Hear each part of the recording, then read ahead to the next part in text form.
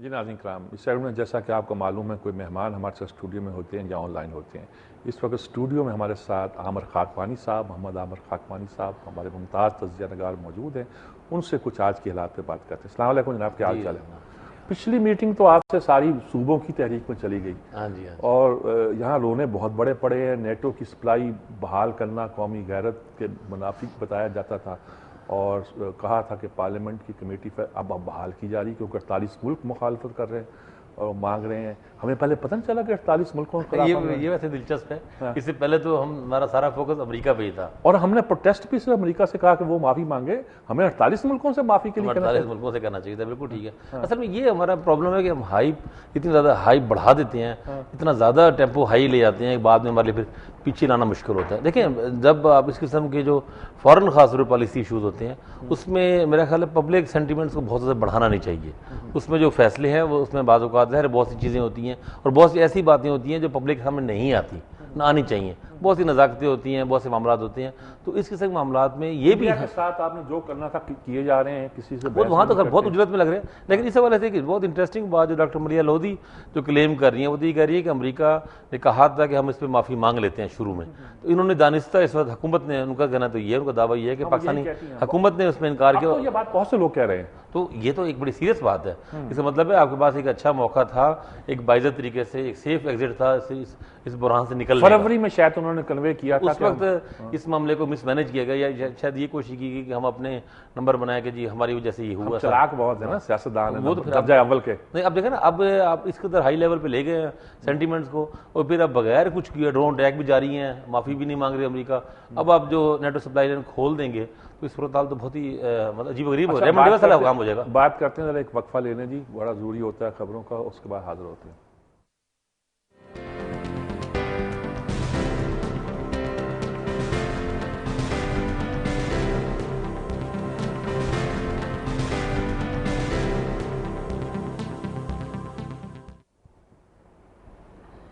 جی ناظرین کرام, عامر خاکوانی صاحب کے ساتھ ہم بات کر رہے ہیں ملک کے حالات پر, صورتحال پر. جی اب مثلا یہی بات ہے کہ ہم نے تو بالکل صاف اب لگتا ہے کہ سپلائی بحال کریں گے, تقریر کچھ کر دیں گے ہم کہ قوم کے مفاد یہ وہ سب کہہ رہے ہیں, امریکن موجود ہیں, بات چیت ہو رہی ہے. کیا اس کے بعد کیا لگتا ہے, کیا سینیریو؟ بلوچستان والے کہتے ہیں کہ یہ ذرا گوادر سے لے کے جاؤ, ہمارے بھی دن دور ہوں. ریلوے والی کہتے ہیں ریلوے سے لے کے جاؤ.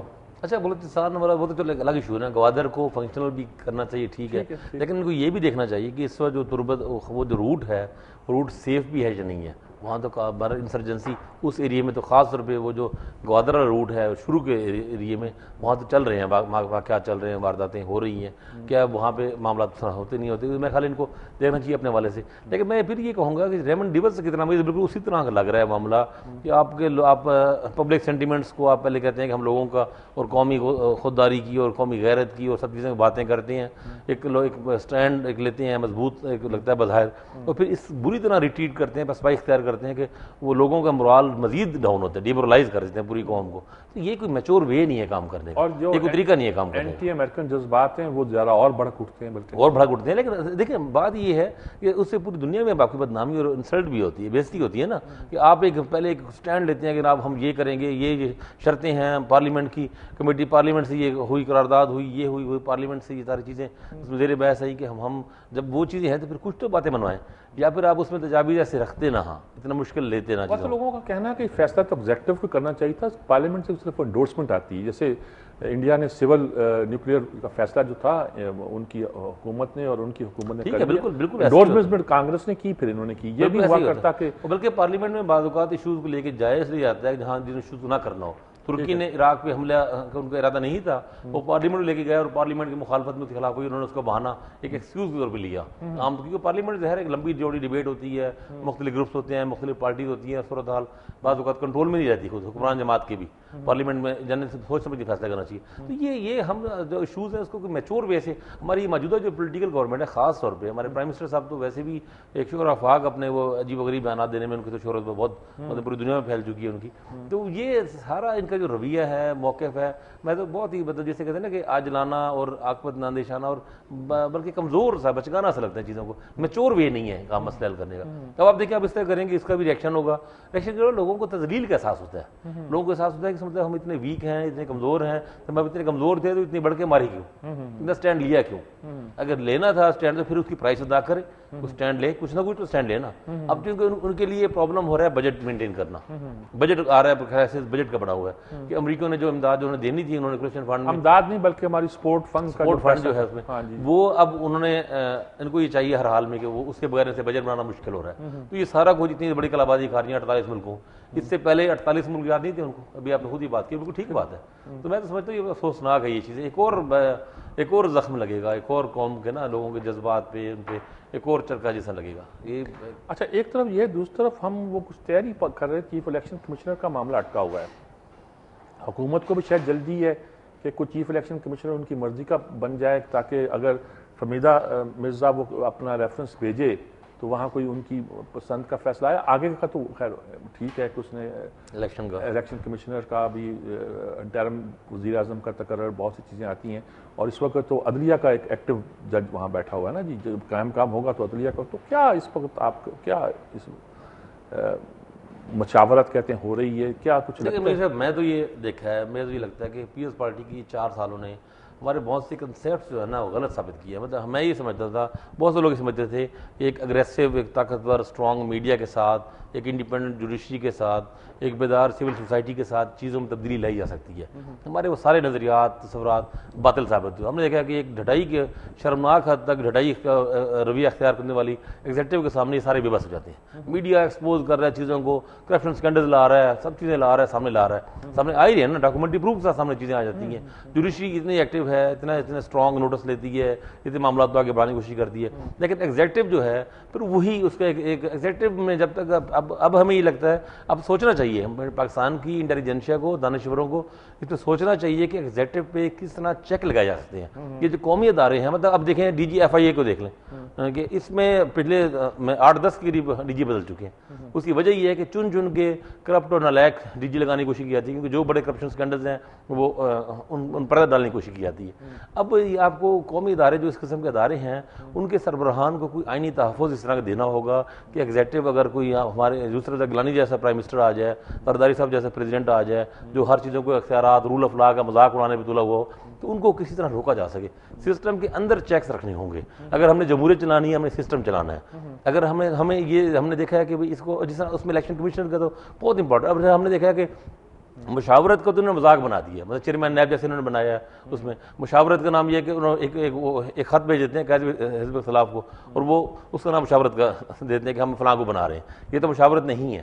تو یہ بھی چیزیں ہمیں اب بدلنی ہوں گی, اور چیزوں کو بالکل بدلنا ہمیں یہ بالکل ہمیں واضح طور پر دیکھنا چاہیے کہ میڈیا سے اس سے کچھ حد تک ہو سکتا ہے, زیادہ نہیں ہو سکتا. ایگزیکٹو اگر اس قسم منمانی کرنے والی آ جائے, اور آتی رہے گی, پاکستان میں آتی رہتی ہے, تو ہمیں یہ جو ادارے ہیں, ان اداروں کے سربراہان کے انتخاب میں, ان کے سلیکشن میں, اور ان کو جو ان کا ٹینور ہے وہ بڑا کلیئر ہونا چاہیے. اس میں ایسے چیکس ہونے چاہیے تاکہ یہ دباؤ کے بغیر فیصلے کر سکیں, کچھ کام کر سکیں. گورنر اسٹیٹ بینک سے لے کے, کیونکہ گورنر اسٹیٹ بینک آپ دیکھ لیں کہ 5-6 بدل چکے ہیں, تو یہ استعفیٰ لے لیتے ہیں, نکال سکتے نہیں, استعفیٰ لے لیتے ہیں. تو یہ چیزیں اب ہمارے جو پرانے ہم جس چیزیں سوچتے تھے وہ چیزیں نہیں ہیں. اب ہم دیکھا کہ یوسف رضا گیلانی ہو جائے نا اسٹیٹ بینک کا گورنر, تو وہ اڑ جائے کہ استعفیٰ نہیں دیتا. وہ اڑ جائے. اچھا, میں ویسے گیلانی صاحب کو سے زیادہ میں اس کو بیسیکلی اس کے پیچھے پیپلز پارٹی کو اور زرداری صاحب کو مورد الزام ٹھہراتا ہوں. دیکھیں, اور میں یہ ہمارا پولیٹیکل کلچر ایسا ہے, مطلب میں پوری ذمہ داری سے, پوری دیانتداری سے یہ عرض کروں گا, اگر فرض کرو یہاں پہ اگر میاں نواز شریف صاحب کے خلاف کوئی اس قسم کا لیٹر ہوتا, تو آپ کے خیال میں پی ایم ایل این کی کسی لیڈر میں ضرورت ہوتی کیسا کرتے؟ ہمارا پولیٹیکل کلچر ایسا بن چکا ہے. پی ایم ایل این کا بھی اسی طرح رویہ بالکل. سپریم کورٹ پہ حملے ہوئے تو ہمارے سامنے ہی ہے نا, وہ سپریم کورٹ کے ہمارے تھے, وہ کی تاریخ کے واقعات کو, چاہے اب یہ خود چاہتے ہیں اپنے ماضی سے ہی پیچھے چھڑانا, لیکن ظاہر ہسٹری کو پیچھے آپ انڈو اس طرح کر نہیں سکتے. وہ چیزیں سارے اپنی جگہ موجود ہیں. تو ہمارا یہ پولیٹیکل کلچر ہی ایسا بنا ہوا ہے کہ پولیٹیکل پارٹیز جو ہیں وہ مطلب اپنے آپ کو لارجر دین لائف سمجھتی ہیں. پولیٹیکل لیڈرز آئین کو, رول آف لا, وہ مذاق ہے نزدیک بالکل صحیح. تو یہ ایک ہمارا, میں تو اس میں گیلانی صاحب کو بنیادی مسئلہ کیا ہے, ان کو پتہ ہے کہ ان کا پولیٹیکل کیریئر جو ہے وہ پاکستان پیپلز پارٹی پہ ڈیپینڈ کر رہا ہے, اور زرداری صاحب پہ ڈیپینڈ کر رہا ہے. تو گیلانی صاحب تو اس وقت فیس ہے نا, گیلانی صاحب میں اگر اخلاقی ضرورت ہوتی تو ریزائن کر دیتے, لیکن ہم دیکھتے ہیں ہمارے پولیٹیشین میں اخلاقی ضرورت نہیں ہوتی. ہم نے دیکھا ہے, کیونکہ اخلاقی طور پہ اگر ضرورت ہوتی تھی اس قسم کرپشن اور اتنے معاملات کرتے کیوں؟ اپنے نوجوان صاحبزادگان کو گیلانی پیش ہو گئے, انہوں نے کہا صاحب میں تو شخص کو جانتے ہیں جس کو میرا سیکٹری کہتے ہیں موبائل میرا غلط استعمال ہوا, یہ تو ایسے ہی ہے کسی نے کوئی آیا ہے, کوئی رات کو چھپ کے ان کی جیب سے موبائل نکالا اور کالیں کر کے پھر موبائل جیب میں ڈال کے چلا گیا. مطلب یہ بچگانا باتیں ہیں. ایک ادھر سے حسین حقانی صاحب نے ایک مذاق بنایا کہ میرے موبائل گم ہو گئے ہیں اور موبائل ہے نہیں, اور پھر باہر نکل گیا اور پھر آپ نے بائیکاٹ کر دیا. کوئی حسین حقانی کا بھی سارا کچھ وہی ایسے ہوا ہے جو لوگ تو کو کر رہے تھے کہ ان کو باہر جانے کا موقع ملے گا, یہ بائیکاٹ کر دیں گے, دوبارہ آئیں گی نہیں, قلعے باندھنے سے ڈرامے کریں گے, ساری چیزیں, وہ سب چیزیں ویسی ہو رہی ہیں. اور یہ بھی انہوں نے مذاق بنا دیا چیزوں کا. اربوں کی اسکینڈل کرپشن ہے. اور ان کا اور ان کے والد صاحب جو پرائم منسٹر صاحب ہیں ان کے بارے میں ہر ان کے روز خرم رسول سے لے کے بے شمار اسکینڈل کچھ تو آ چکے ہیں سامنے, کچھ پہ انویسٹیگیشن جاری ہے, اور بے شمار ایسے ہیں کہ جو زبان زد عام جسے کہتے ہیں. آپ چلے جائیں ملتان میں, چلے جائیں, وہاں پہ آپ کو ایک سے چھوڑ ہزاروں کہانیاں ملتی ہیں, اور وہ لوگ ملتے ہیں جو بڑے دعوے سے کہتے ہیں کہ ہم نے فلاں فلاں لوگوں کو دیے اور اپنے کام کروائے. بلوچستان کی کیا صورتحال ہے وہاں؟ پھر دھماکہ ہوا ہے, ایف سی کی گاڑی پہ ہوا ہے, ایف سی کے خلاف پیش تو ہو گئے ڈی جی ان کے, لیکن وہاں کورٹ نے کہا جی سراغ تو ملتا ہے کہ شاید آپ کے خلاف کچھ ثبوت ہیں, اور انہوں نے کہا جی ہم تو گاڑی نہیں تھی, کسی نے ہماری یونیفارم پہنی چلے گئے, ہمارے تو 1900 پتہ نہیں کتنے لوگ. لیکن میرے صاحب میں بلوچستان کے بارے میں ایک بات کہتا ہوں, وہ ممکن ہے بہت لوگوں کو پسند نہ آئے, لیکن بلوچستان میں دیکھیں انسرجنسی تو ہو رہی ہے, دہشت گردی کے واقعات بھی ہو رہے ہیں, اور فورسز پہ خاص طور پہ ایف سی کو نشانہ بھی بنایا جا رہا ہے, ٹارگٹ کلنگز بھی ہو رہی ہیں, سب چیزیں ہو رہی ہیں. بلوچستان میں معاملہ انسرجنٹس جو ہیں, جو ملیٹنٹس ہیں, ان کے ساتھ معاملات ایک تو نا پولیٹیکل آپ طے کرتے ہیں, اپنی وہ کوشش کر رہے ہوتے ہیں, لیکن اب جو فارن فنڈیڈ گروپس ہیں ان کو تو آپ اس ڈائلاگ ان کے ساتھ ناکام ہی رہیں گے. تو وہاں پہ آپ کو کوئی اسپیشل ایکٹ لانا ہوگا ان کے لیے.